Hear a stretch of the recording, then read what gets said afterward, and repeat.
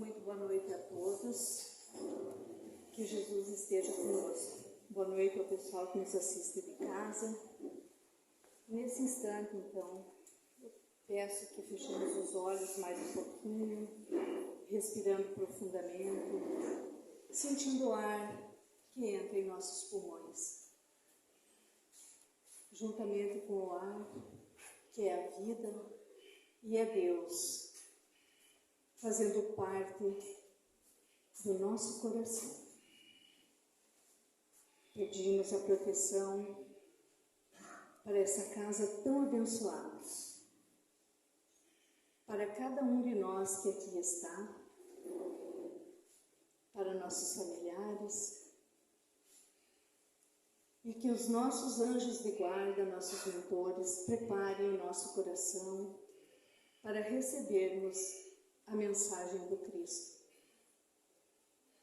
Que nós possamos nos sentir confortáveis e amanhã possamos estar muito melhor que hoje. E assim damos início ao nosso capítulo dessa noite.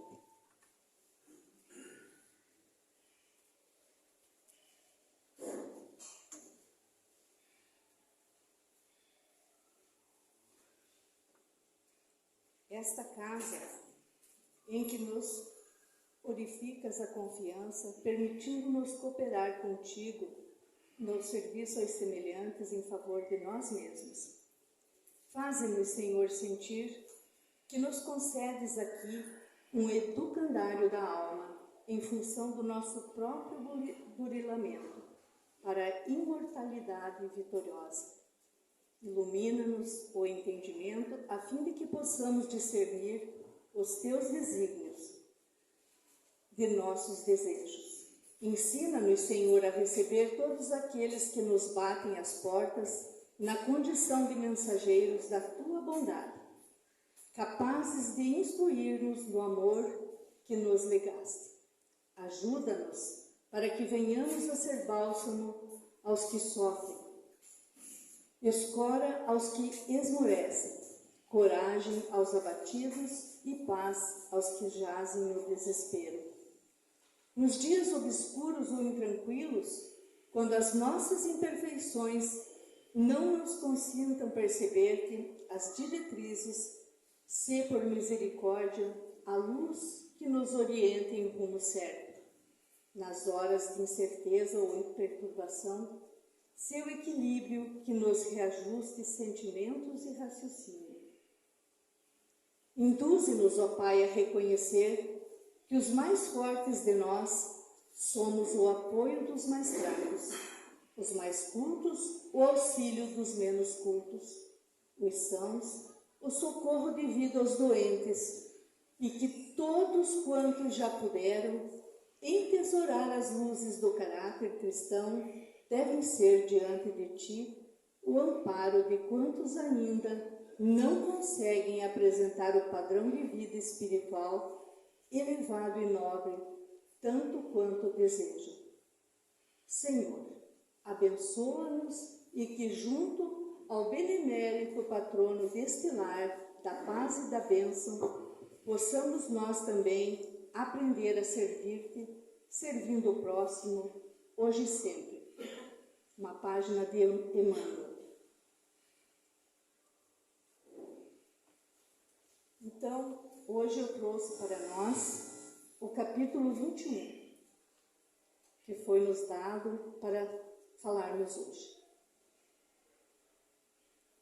Vamos falar então da instrução dos Espíritos, que é os caracteres do verdadeiro profeta. Na antiguidade, profeta era chamado aquele que predizia o futuro, aquele que via, que sonhava e trazia para as pessoas aquilo que ele viu. E assim ficou sendo chamado de profeta, aquele que profetiza alguma coisa, que profetiza um acontecimento.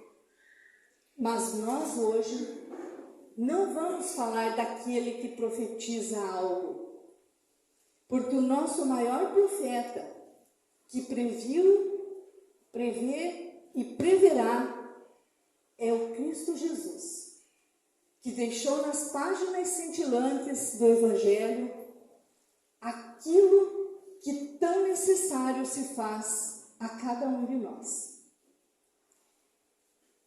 E quais são as recomendações de Jesus? Lá no Evangelho, diz-nos: guardai-vos dos falsos profetas, muitos virão em meu nome e muitos seduzirão. Desconfiai dos falsos profetas é uma recomendação útil em todos os tempos.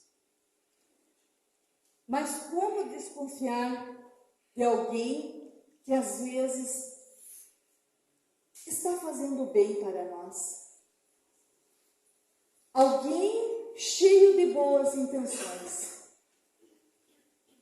Muitas vezes nós, ingenuamente, acreditamos que é um bom pastor, que é um profeta, aquele que traz mensagens lindas.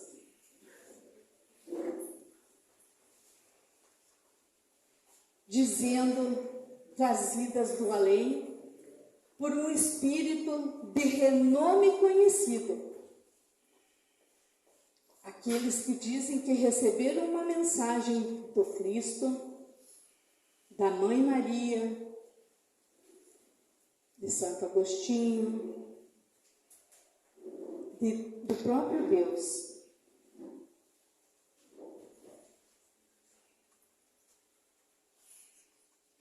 E a gente pensa, é possível Jesus, através de um ser como eu, como você que aqui está, falar?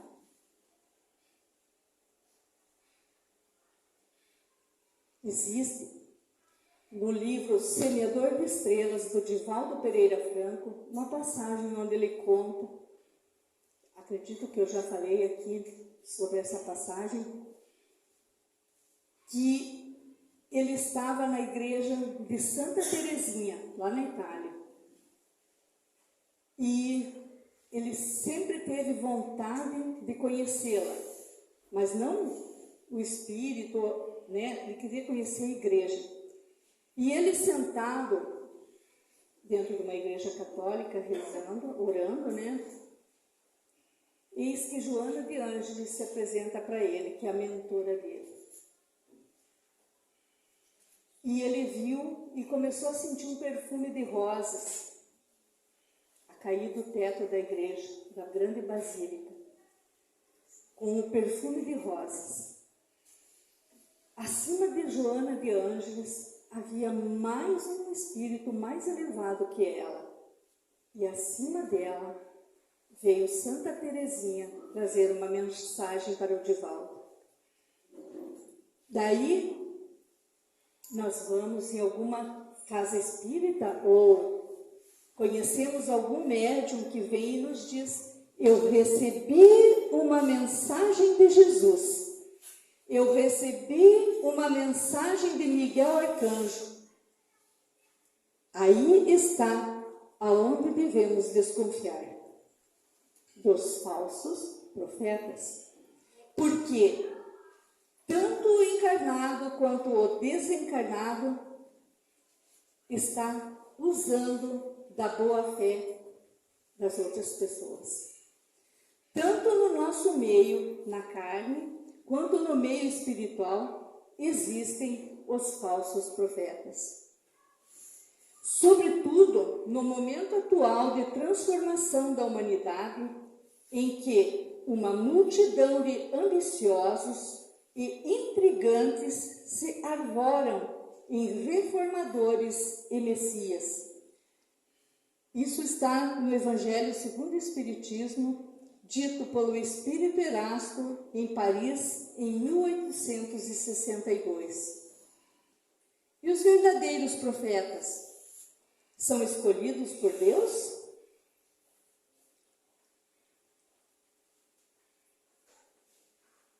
Quando alguém traz uma mensagem, diz: eu fui escolhido por Deus. Todos nós somos escolhidos de Deus. Todos, sem exceção. Tanto bom quanto mal, pois somos todos filhos de Deus. E Deus não elege um melhor do que o outro, ou tem predição, né? Aquele dizer que tem um filho predileto, assim como nós, pais e mães humanos, não elegemos um filho melhor do que o outro, ou elegemos? Não, né? Ou entre a irmandade, um irmão melhor do que o outro. A gente tem afinidades a mais, mas não que goste mais. Talvez um pai e uma mãe é desavisado por afinidade com aquele filho que tem o mesmo gosto, a mesma paixão por alguma coisa, acha que gosta mais daquele filho, mas não é. E os outros irmãos, se os têm, acham que o pai e a mãe gostam mais daquele, mas não é. É porque aquele filho, geralmente desde pequeno, está no pé da mãe ou no pé do pai. Alguém tem ou teve algum filho assim? Todos nós temos, né? Mas isso não quer dizer que nós gostamos mais daquele ou daquele outro, ou que não gostamos. Ainda antes de eu chegar aqui, conversava com uma colega nossa, com uma amiga, uma irmã nossa de trabalho, me dizendo que tem, né, um filho difícil. Quem de nós não tem um filho difícil? Só não tem um filho que é mais difícil de encaminhar na vida, aquele que tem um filho único. Mas aquele que tem 2, 3 ou mais, sempre vai ter aquele que vai dar mais trabalho. E o porquê? Porque é aquele que você mais ofendeu no passado, em uma outra vida. É aquele que você veio com a missão de encaminhar, de colocá-lo nos trilhos, nos eixos, como diziam meus pais. E como é difícil. E não podemos desistir. Então, os verdadeiros profetas cumprem missões importantes. E Deus escolhe os que são capazes de cumprir suas missões. Se lá no passado, nas vidas anteriores, Deus tivesse me dado a missão que deu para Moisés, vocês acham que eu cumpriria essa missão? E provavelmente eu já perambulava pela terra. Eu daria conta do que ele fez? De atravessar um deserto com aquele povo? Logicamente que não. E nós usamos a expressão que quando uma pessoa tem um problema ou algum desafio, a gente sempre diz: é porque já tem o ombro forte. E assim é. Quem que vai receber alguma coisa na vida que não possa dar conta? Salvo se nós esquecermos que nós combinamos antes de reencarnar que teríamos que passar por aquele período e desabamos no desespero, no medo, na incerteza e no achar que não vai dar conta, achando que é castigo. E qual é a missão do verdadeiro profeta? É a de fazer com que a humanidade avance moralmente e intelectualmente. Não é aquele que fica vendo coisa e falando para o outro. Inclusive, quem é médium, nós médiums, se vemos ou sabemos de algum evento por antecipação que vai se passar ou ocorrer com alguém, nós não podemos falar para a pessoa. No máximo, podemos dar uma, né, perguntar se tudo bem, porque nós não podemos tirar a pessoa do caminho. E o que, quando acontece isso, nós podemos fazer? Orar. Pedir auxílio por aquela pessoa que vai passar por aquele desafio. Porque isso é como uma missão para quem recebeu aquele presságio. Porque existem muitos médiuns, quando preveem alguma coisa, sai correndo e vai falar para a pessoa.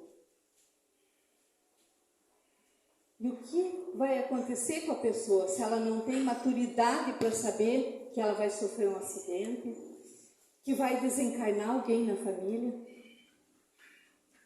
O tempo de você fazer o bem, né? Nós fazermos o bem, nós estaremos fazendo o mal.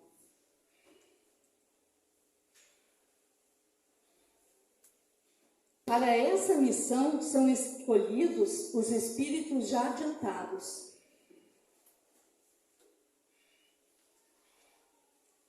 Se nós compararmos aqui a casa espírita, todos nós somos profetinhas. E quem é o maior profeta que nós temos aqui dentro? Jesus, isso mesmo, eu ouvi. Mas entre nós, os encarnados, quem seria?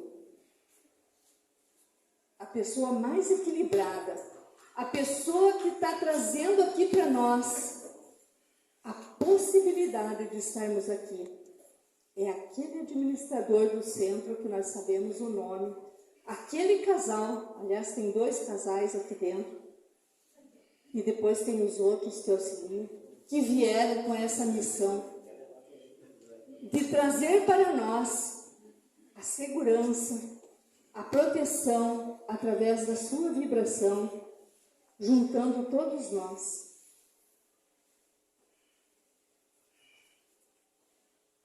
E o porquê que esses espíritos estão mais adiantados? Porque em vidas passadas, talvez tenham mais encarnações que a nossa, ou se esforçaram mais. Como nós estamos fazendo hoje nessa encarnação, que eu acredito que todo mundo que está aqui está se esforçando para ser melhor, para fazer a sua reforma íntima, que começa por aí, que é o autocontrole, o autoconhecimento, é o saber da capacidade do que eu tenho, onde eu posso falir e aonde eu posso auxiliar. É a capacidade de perdoar, é a capacidade de amar, é a capacidade de começar tudo de novo.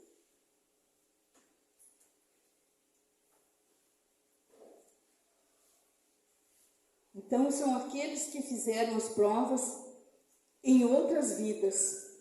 Assim como nós estamos nos preparando nesta, para a próxima encarnação sermos muito melhores que hoje. Tem de justificar essa condição de superioridade, mas não de ser melhor do que o outro. Essa superioridade é a superioridade moral e a superioridade intelectual, que é inato à pessoa. A pessoa já nasce. Porque podemos ver entre nós aquelas pessoas que a gente diz, mas é um intelectual. Tem muito conhecimento, muito saber, mas não tem conhecimento do coração, da espiritualidade, o conhecimento do auxílio, o conhecimento da dor humana, o conhecimento do erguer e reerguer aqueles que caminham junto de si. Pela grandeza e pelo resultado da influência moralizadora de suas obras. A gente vê, não deveria falar isso, mas vou falar, muitas casas espíritas que vai lá sempre meia dúzia de pessoas e não vai mais que aquilo. Que o centro só tem a palestra, só tem o passe, salve uma visita aos doentes. E agora, se nós olharmos para esta casa aqui, o que essa casa nos oferece? É só a palestra e o passe? Vejamos a grandiosidade do trabalho que é feito aqui, no plano espiritual e no plano físico. Essa casa traz a cura e a minimização da dor física, moral e espiritual para cada um de nós que aqui está e para cada um daqueles que aqui chegam.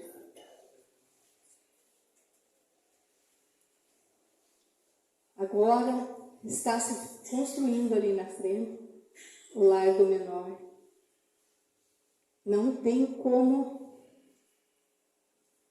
não se emocionar quando eu penso na grandeza da obra e do trabalho desta casa. De quanto nós devemos auxiliar em oração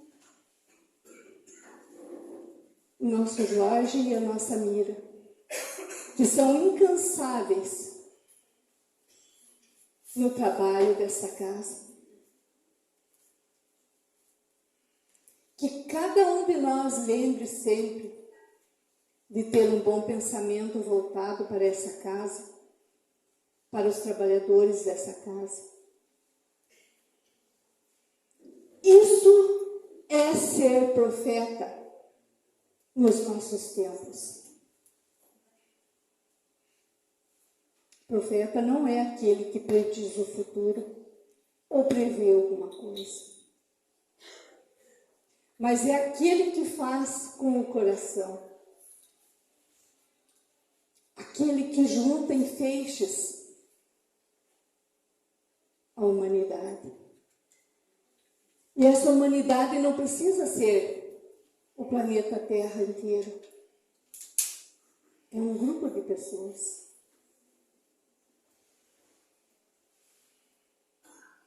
E quais são as virtudes do verdadeiro profeta? A caridade, em primeiro lugar. A humildade. Não é aquela humildade de andar com andrajos, de achar que tem que doar tudo o que tem e ficar sem nada. A humildade, aqui trazida para nós, é aquela pessoa que tem todas as virtudes, mas nem sabe que tem. Quem está em volta percebe, mas a pessoa não se vangloria, porque ela não se acha superior a ninguém. A indulgência. Falando um pouco da indulgência, a maioria das vezes nós não somos indulgentes para nós mesmos. Ficamos nos cobrando, ficamos pensando naquele erro que cometemos, achando que somos o último do ser humano. Mas a indulgência para conosco mesmo não é dizer assim, eu, Sandra, dizer assim, o que tem? Não faz mal, né? Não. É saber que eu terei mais uma chance de recomeçar de novo. Se eu errei, eu posso começar de uma forma diferente. Porque eu não posso mudar o passado, mas eu posso refazer o caminho de hoje em diante, acertando e fazendo bem. Isso é ser indulgente consigo mesmo.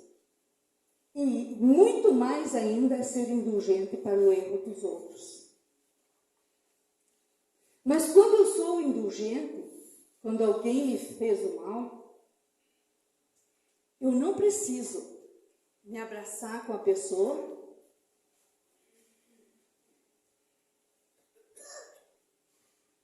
não preciso ir morar com ela, eu não preciso ficar de tagarelice com ela, mas se eu sou indulgente, é perdoar de coração.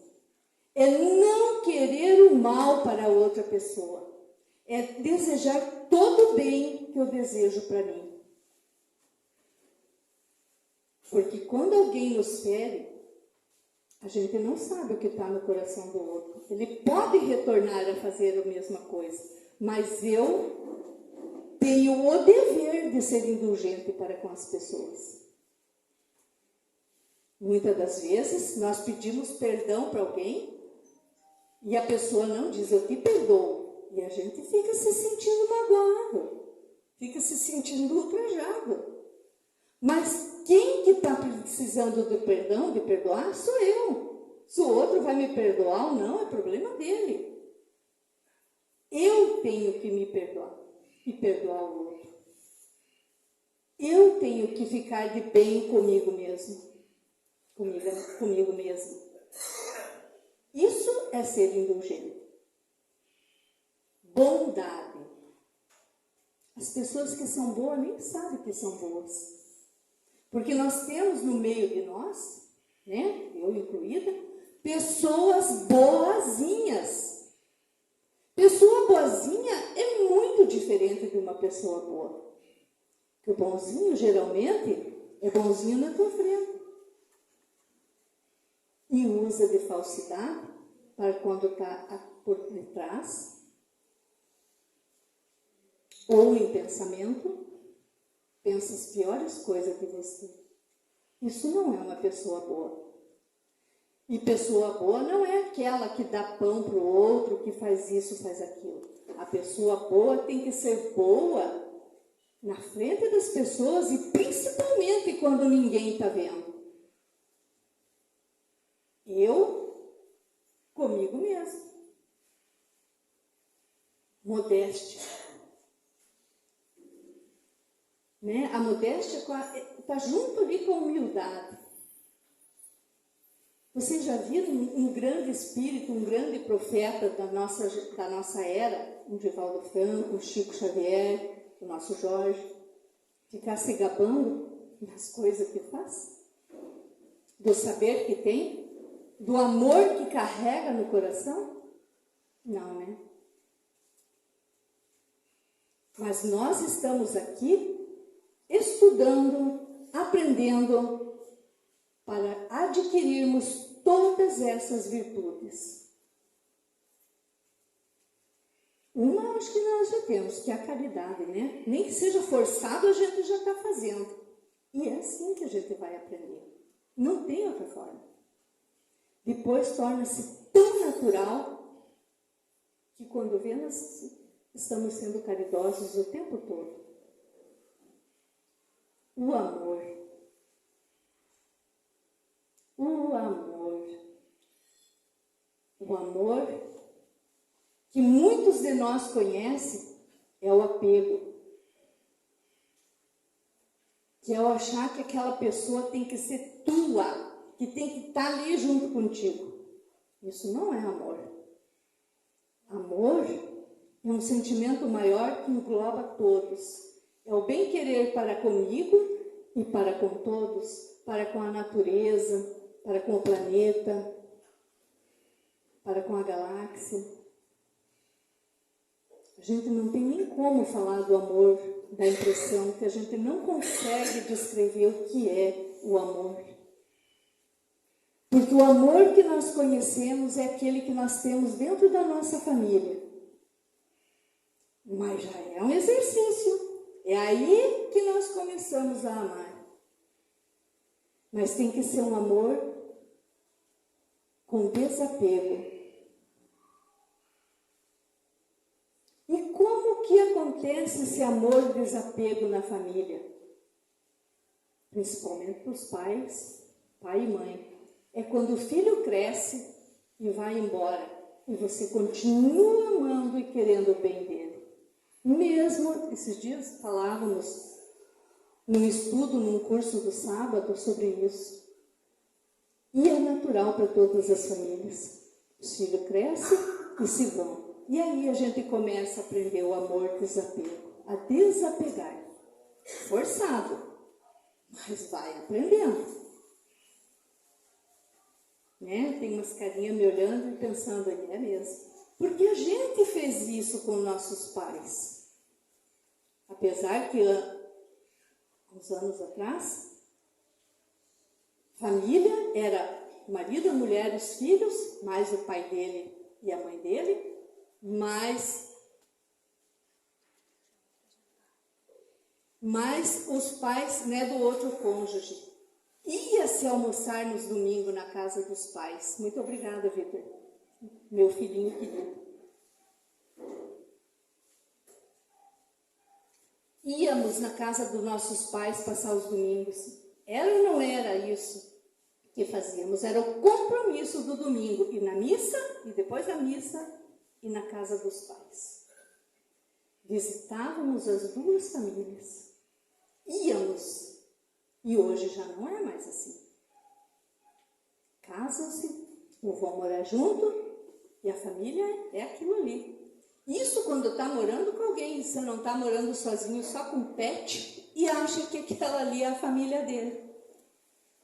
Temos bastante famílias assim, que substituíram o amor à humanidade pelos pets. Eu não estou dizendo que não devemos gostar dos nossos animais, mas nada substitui o amor do ser humano, nada.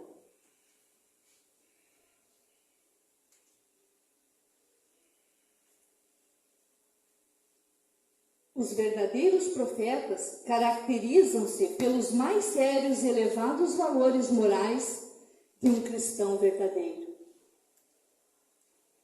O verdadeiro e o falso profeta.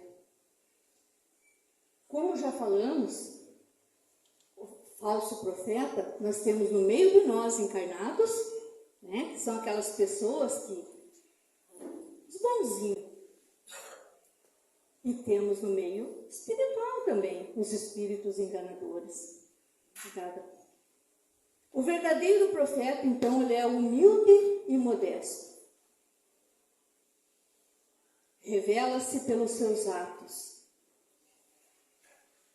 Né? Se quer conhecer uma pessoa, converse com ela. Deixa ela soltar o verbo para você saber o que ela tem no coração. Eu sempre penso, eu tenho o maior cuidado com aquelas pessoas que estão próximas a você e não conversam contigo. Não querem falar. Porque às vezes elas escondem as verdadeiras intenções. E quando a pessoa fala, como diz muitos por aí, fala até pelos cotovelos, você sabe o que ela é. Você conhece a essência dela. É pela nossa boca que sai o nosso perfume. É através da palavra.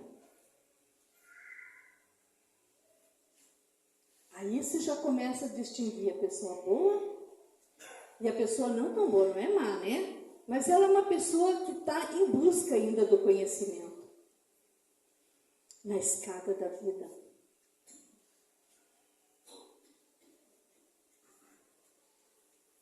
E o falso profeta? Ele é orgulhoso e cheio de si. Por que orgulhoso?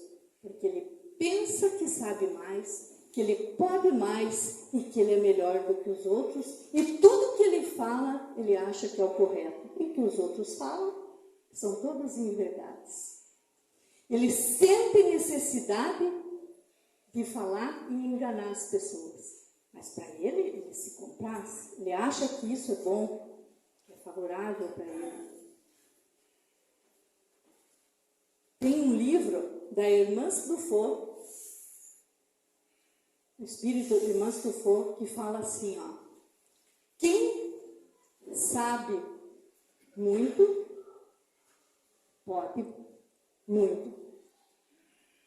Não, é quem sabe mais, pode mais. E quem ama mais, faz muito mais. Então é pelo amor. Eu acho que tem esse livro aqui na biblioteca. Eu tenho ele em PDF. É de uma coleção maravilhosa de reforma íntima. Esse livro que eu falei e comentei, ele é ideal para as casas espíritas. É ideal para as igrejas. É para nós profetinhas, aprendizes de profetinha, aprendermos que só conhecimento não basta. Que nós precisamos amar mais.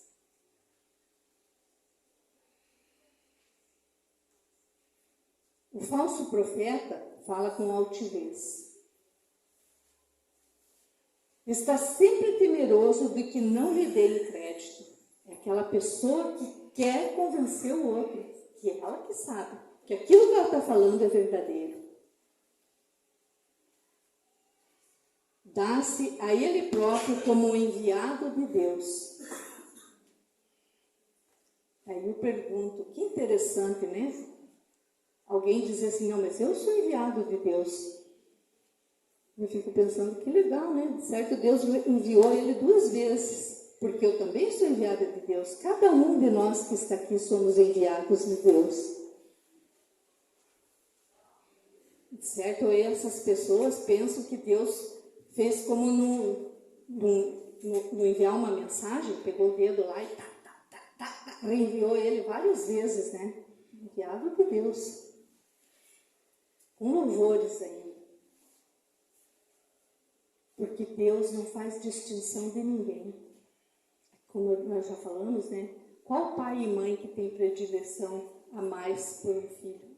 E se tem, tome cuidado. Se alguém está aqui e gosta mais de um filho que do outro, tome cuidado. Porque você está sendo um falso pai e uma falsa mãe.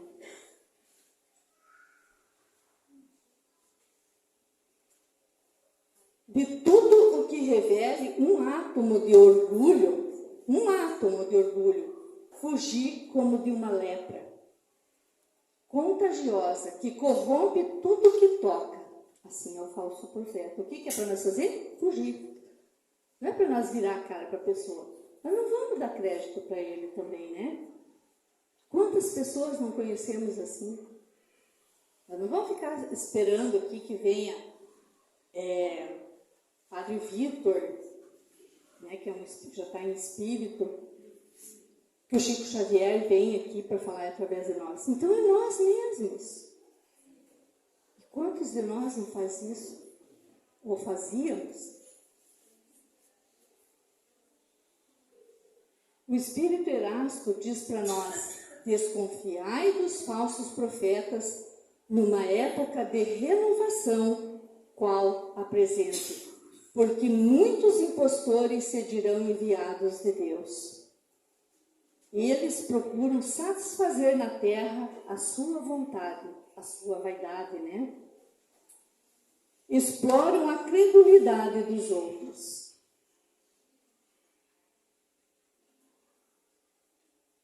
É como eu assisti um vídeo esses dias de um médico, de alguém retrucando, dando uma réplica desse médico, que prometeu que ia curar a pessoa.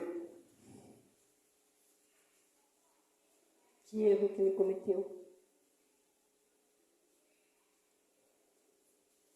Nós sabemos que na reencarnação nós trazemos os desafios que temos que cumprir.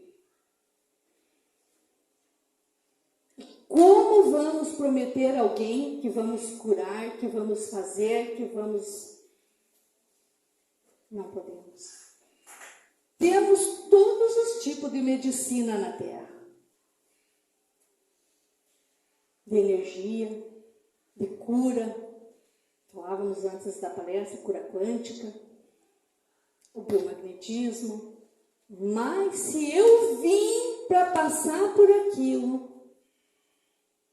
mesmo eu tendo fé, eu vou passar por aquilo. A única coisa que nos distingue é a fé inabalável. É acreditar e ter a certeza que Jesus está comigo, me fortalecendo. É não esmorecer. Porque se eu esmorecer diante de um desafio grande, eu não falo aqui de unha encravada, nem de queda de cabelo. Eu falo de grandes doenças que acometem a humanidade.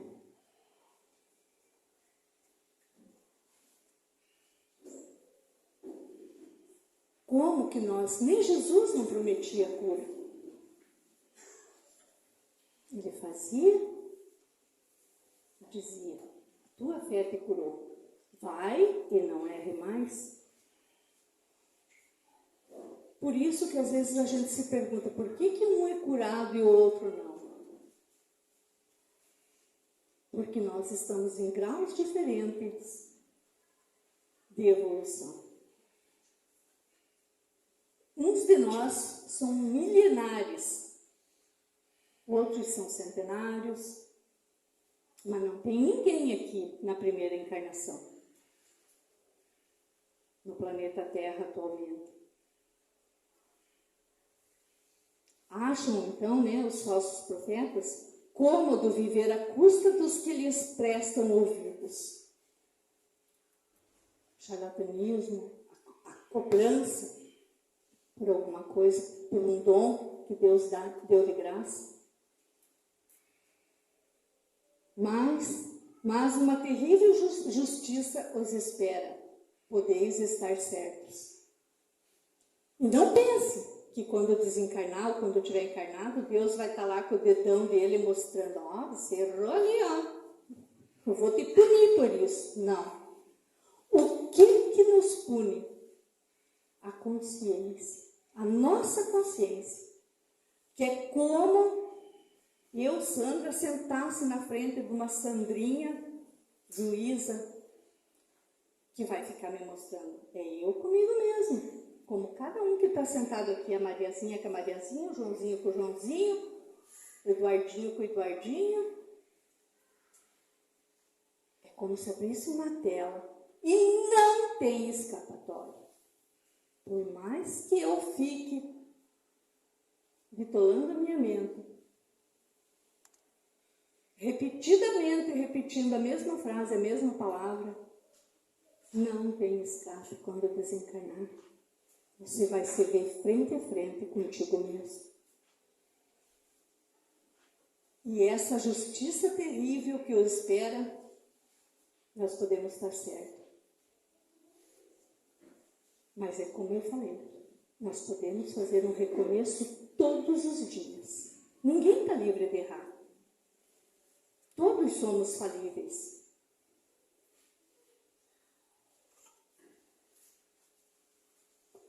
A gente, às vezes, quando pensa no Divaldo, no Chico, fica pensando assim, nunca erraram, né?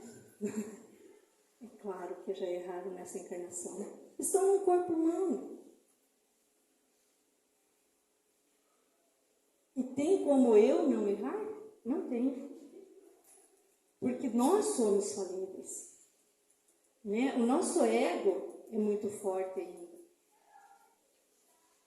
E nós precisamos ir pouco a pouco, como numa taça de água suja e colocando uma gota de água limpa todos os dias. É muito difícil um copo de água suja se tornar limpo com pinguinhos de água. Mas que ele vai ficar limpo, vai.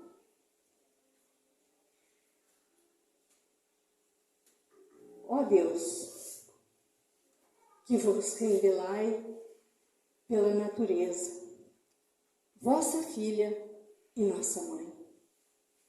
Reconheço-vos eu, Senhor, na poesia da criação, na criancinha que sorri, no ancião que tropeça, no mendigo que implora, na mão que assiste, na mãe querida que vela, no pai extremoso que instrui, no apóstolo abnegado que evangeliza as multidões.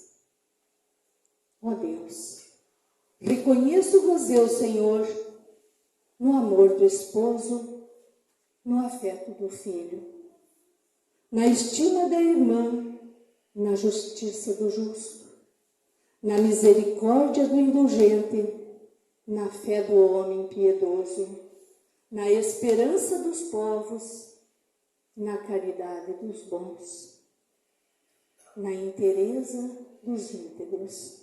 Ó Deus, reconheço-vos eu, Senhor, no estro do vade, na eloquência do orador, na inspiração do artista, na santidade do mestre, na sabedoria do filósofo e nos fogos eternos do gênio. Ó Deus, reconheço-vos eu, Senhor, na flor dos vergéis, na relva dos vales, no matiz dos campos, na brisa dos prados, no perfume das campinas, no murmúrio das fontes, no rumorejo das franças, na música dos bosques, na placidez dos lagos, na altivez dos montes, na amplidão dos oceanos e na majestade do firmamento. Senhor, reconheço-vos eu, nos lindos antélios, no íris multicolor, na aurora polares e nas auroras no argenteu da lua, no brilho do sol, na fulgência das estrelas e no fulgor das constelações. Ó Deus, reconheço-vos eu, Senhor, na formação das nebulosas, na origem dos mundos, na gênese dos sóis, no berço da humanidade, na maravilha do esplendor e no sublime infinito.